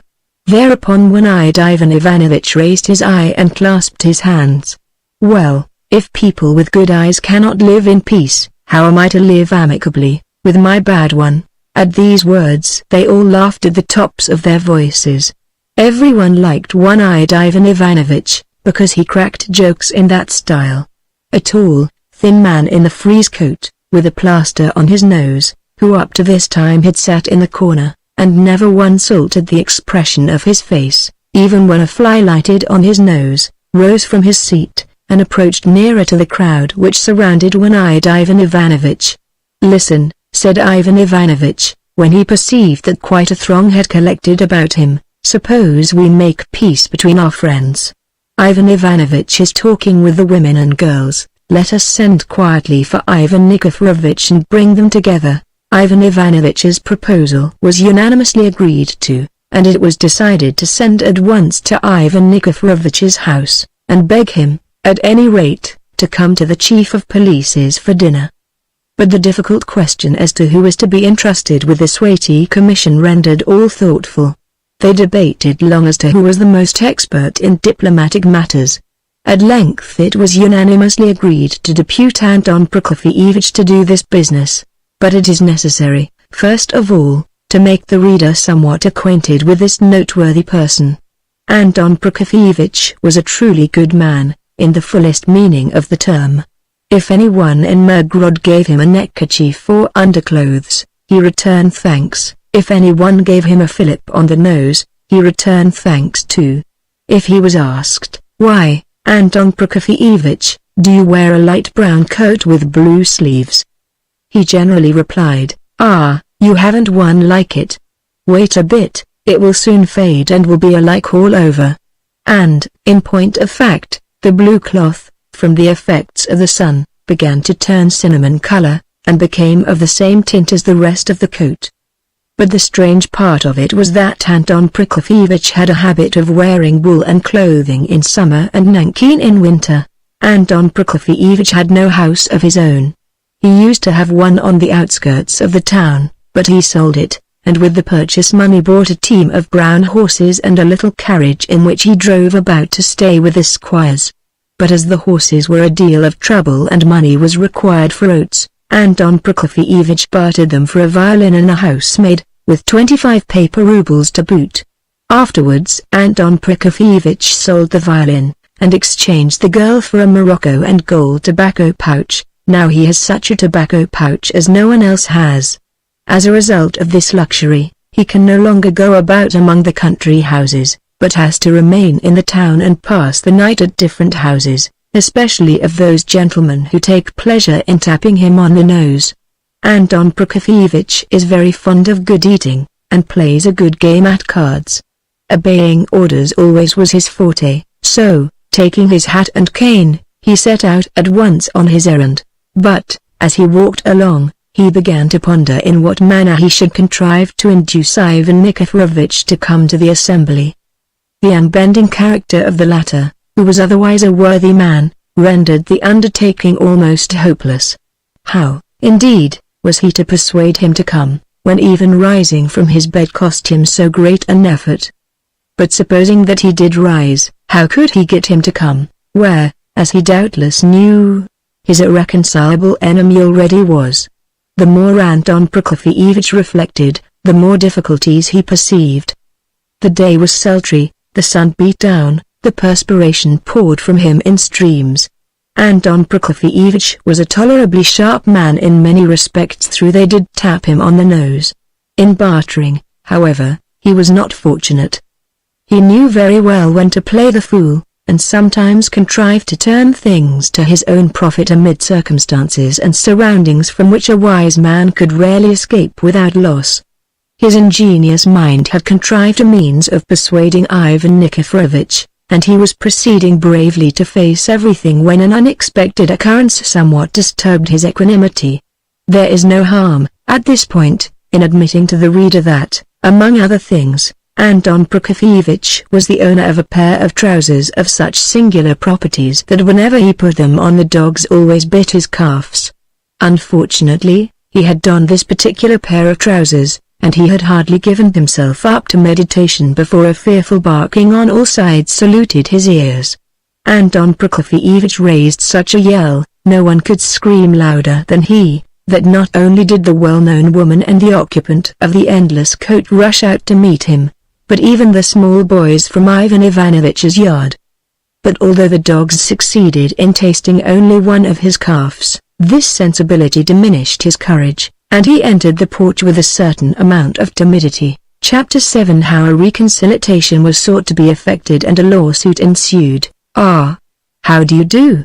Why do you irritate the dogs?" said Ivan Nikiforovich, on perceiving Anton Prokofyevich, for no one spoke otherwise than jestingly with Anton Prokofyevich. "Hang them! Who's been irritating them?" retorted Anton Prokofyevich. "You have, by heavens, no. You are invited to dinner by Peter Fedorovitch. He invited you in a more pressing manner than I can tell you. Why, says he, does Ivan Nikiforovich shun me like an enemy? He never comes round to have a chat, or make a call." Ivan Nikiforovich stroked his beard. "If, says he, Ivan Nikiforovich does not come now, I shall not know what to think. Surely, he must have some design against me. Pray, Anton Prokofyevich, persuade Ivan Nikiforovich. Come, Ivan Nikiforovich, let us go. A very choice company is already met there." Ivan Nikiforovich began to look at a cock, which was perched on the roof, crowing with all its might. "If you only knew, Ivan Nikiforovich," pursued the zealous ambassador, "what fresh sturgeon and caviar Peter Fedorovitch has had sent to him." Whereupon Ivan Nikiforovich turned his head and began to listen attentively. This encouraged the messenger. "Come quickly, Toma Grigorovich is there too. Why don't you come?" he added, seeing that Ivan Nikiforovich still lay in the same position. "Shall we go, or not?" "I won't. This I won't," startled Anton Prokofyevich. He had fancied that his alluring representations had quite moved this very worthy man, but instead, he heard that decisive "I won't." "Why won't you?"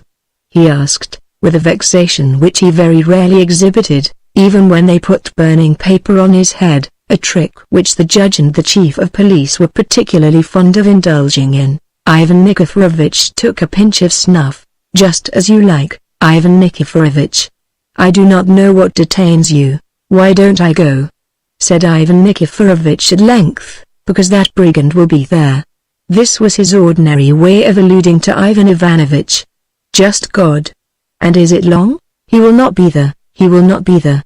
May the lightning kill me on the spot," returned Anton Prokofyevich, who was ready to perjure himself 10 times in an hour. "Come along, Ivan Nikiforovich, you lie, Anton Prokofyevich. He is there, by heaven, he's not. May I never stir from this place if he is there. Now, just think for yourself, what object have I in lying? May my hands and feet with a exclamation mark what, don't you believe me now? May I perish right here in your presence? Don't you believe me yet?" Ivan Nikiforovich was entirely reassured by these asseverations, and ordered his valet, in the boundless coat, to fetch his trousers and nankeen spencer, to describe how Ivan Nikiforovich put on his trousers, how they wound his neckerchief about his neck, and finally dragged on his spencer, which burst under the left sleeve, would be quite superfluous. Suffice it to say, that during the whole of the time he preserved a becoming calmness of demeanor, and answered not a word to Anton Prokofievich's proposition to exchange something for his Turkish tobacco pouch. Meanwhile, the assembly awaited with impatience the decisive moment when Ivan Nikiforovich should make his appearance and at length comply with the general desire that these worthy people should be reconciled to each other. Many were almost convinced that Ivan Nikiforovich would not come. Even the chief of police offered to bet with one-eyed Ivan Ivanovich that he would not come, and only desisted when one-eyed Ivan Ivanovich demanded that he should wager his lame foot against his own bad eye, at which the chief of police was greatly offended, and the company enjoyed a quiet laugh. No one had yet sat down to the table, although it was long past 2 o'clock, an hour before which in Mirgorod, even on ceremonial occasions, everyone had already dined. No sooner did Anton Prokofievich show himself in the doorway, than he was instantly surrounded. Anton Prokofievich, in answer to all inquiries, shouted the all-decisive words, "He will not come." No sooner had he uttered them than a hailstorm of reproaches, scoldings, and, possibly, even Phillips were about to descend upon his head for the ill success of his mission, when all at once the door opened, and Ivan Nikiforovich entered. If Satan himself or a corpse had appeared, it would not have caused such consternation amongst the company as Ivan Nikiforovich's unexpected arrival created. But Anton Prokofievich only went off into a fit of laughter, and held his sides with delight at having played such a joke upon the company. At all events, it was almost past the belief of all that Ivan Nikiforovich could, in so brief a space of time, have attired himself like a respectable gentleman. Ivan Ivanovich was not there at the moment, he had stepped out somewhere. Recovering from their amazement, the guests expressed an interest in Ivan Nikiforovich's health, and their pleasure at his increase in breadth. Ivan Nikiforovich kissed everyone, and said, "Very much obliged." Meantime, the fragrance of the beet soup was wafted through the apartment, and tickled the nostrils of the hungry guests very agreeably. All rushed headlong to table. The line of ladies, loquacious and silent, thin and stout, swept on, and the long table soon glittered with all the hues of the rainbow. I will not describe the courses, I will make no mention of the curd dumplings with sour cream, nor of the dish of pig's fry that was served with the soup, nor of the turkey with plums and raisins, nor of the dish which greatly resembled in appearance a boot soaked in kvass, nor of the sauce, which is the swan song of the old-fashioned cook, nor of that other dish which was brought in all enveloped in the flames of spirit, and amused as well as frightened the ladies extremely.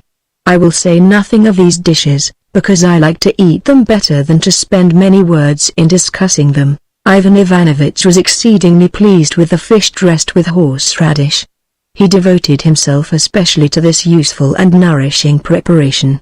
Picking out all the fine bones from the fish, he laid them on his plate, and happening to glance across the table heavenly creator, but this was strange. Opposite him sat Ivan Nikiforovich. At the very same instant Ivan Nikiforovich glanced up also. "No, I can do no more. Give me a fresh pen with a fine point for this picture. Mine is flabby." Their faces seemed to turn to stone whilst still retaining their defiant expression. Each beheld a long familiar face, to which it should have seemed the most natural of things to step up, involuntarily, as to an unexpected friend, and offer a snuff-box, with the words, "Do me the favor, or dare I beg you to do me the favor." Instead of this, that face was terrible as a forerunner of evil. The perspiration poured in streams from Ivan Ivanovich and Ivan Nikiforovich. All the guests at the table grew dumb with attention, and never once took their eyes off the former friends. The ladies, who had been busy up to that time on a sufficiently interesting discussion as to the preparation of capons, suddenly cut their conversation short. All was silence. It was a picture worthy of the brush of a great artist. At length Ivan Ivanovich pulled out his handkerchief and began to blow his nose, whilst Ivan Nikiforovich glanced about and his eye rested on the open door. The chief of police at once perceived this movement, and ordered the door to be fastened. Then both of the friends began to eat, and never once glanced at each other again. As soon as dinner was over, the two former friends both rose from their seats, and began to look for their hats, with a view to departure. Then the chief beckoned, and Ivan Ivanovitch, not our Ivan Ivanovitch, but the other with the one eye, got behind Ivan Nikiforovitch, and the chief stepped behind Ivan Ivanovitch, and the two began to drag them backwards, in order to bring them together, and not release them till they had shaken hands with each other. Ivan Ivanovitch, the one-eyed, pushed Ivan Nikiforovitch, with tolerable success, towards the spot where stood Ivan Ivanovitch. But the chief of police directed his course too much to one side, because he could not steer himself with his refractory leg, which obeyed no orders whatever on this occasion, and, as if with malice and aforethought, swung itself uncommonly far, and in quite the contrary direction, possibly from the fact that there had been an unusual amount of fruit wine after dinner, so that Ivan Ivanovitch fell over a lady in a red gown, who had thrust herself into the very midst, out of curiosity. Such an omen foreboded no good. Nevertheless, the judge, in order to set things to rights, took the chief of police's place, and, sweeping all the snuff from his upper lip with his nose, pushed Ivan Ivanovitch in the opposite direction. In Mirgorod this is the usual manner of effecting a reconciliation. It somewhat resembles a game of ball. As soon as the judge pushed Ivan Ivanovitch with the one eye exerted all his strength, and pushed Ivan Nikiforovitch, from whom the perspiration streamed like rainwater from a roof. In spite of the fact that the friends resisted to the best of their ability, they were nevertheless brought together, for the two chief movers received reinforcements from the ranks of their guests. Then they were closely surrounded on all sides, not to be released until they had decided to give one another their hands. God be with you, Ivan Nikiforovitch and Ivan Ivanovitch. Declare upon your honor now, that what you quarreled about were mere trifles, were they not?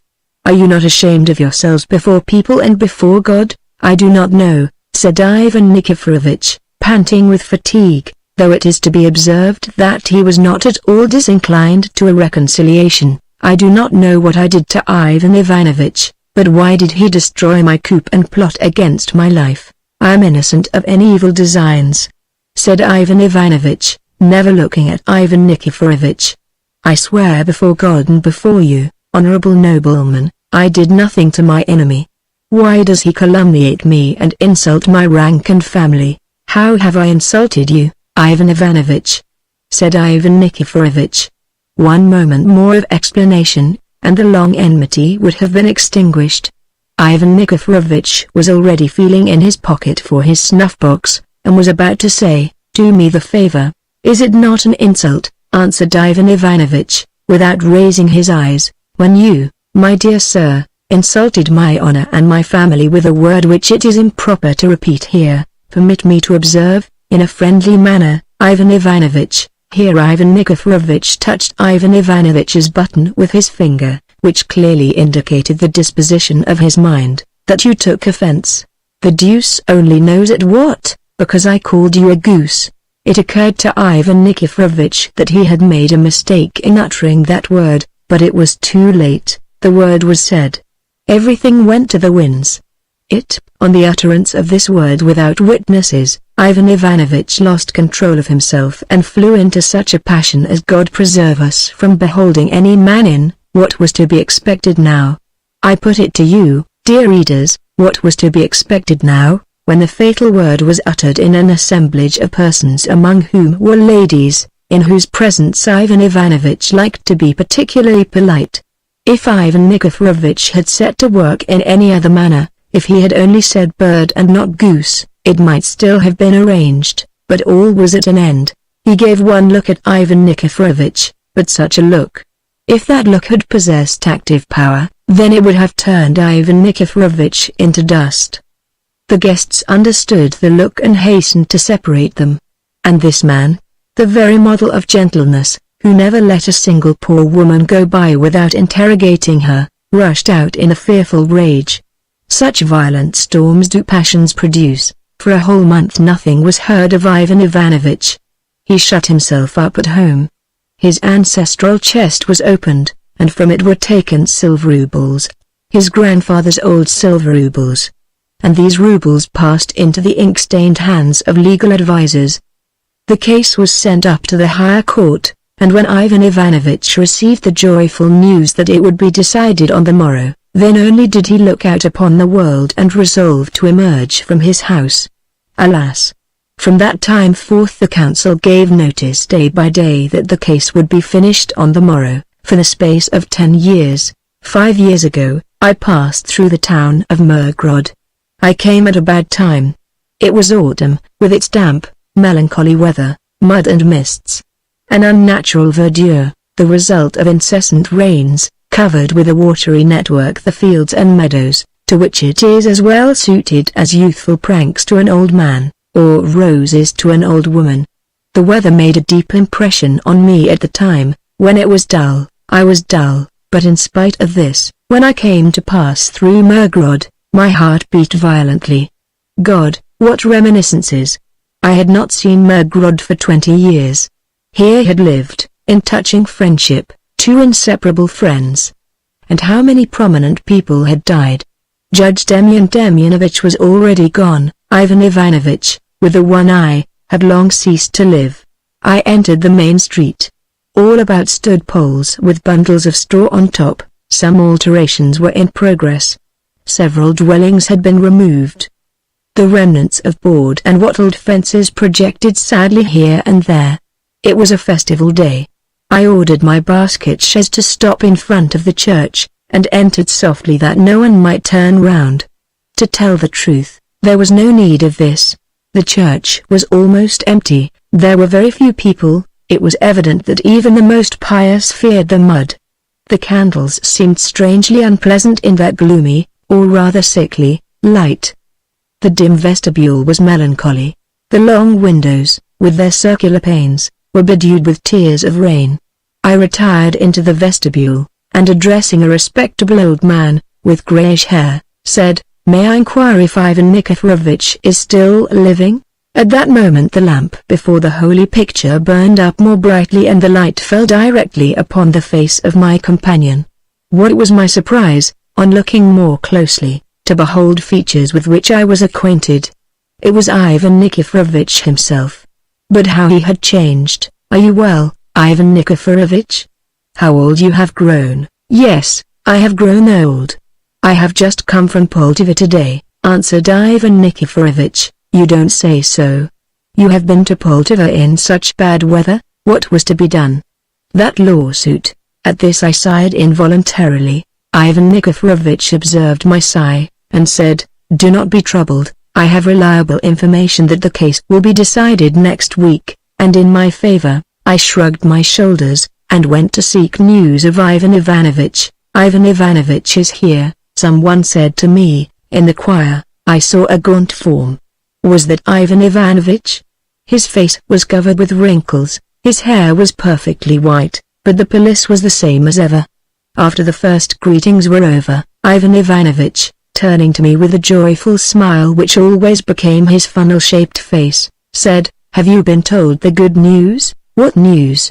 I inquired. "My case is to be decided tomorrow without fail. The court has announced it decisively." I sighed more deeply than before, made haste to take my leave, for I was bound on very important business, and seated myself in my kibitka. The lean nags known in Mirgorod as post horses started, producing with their hoofs, which were buried in a grey mass of mud, a sound very displeasing to the ear.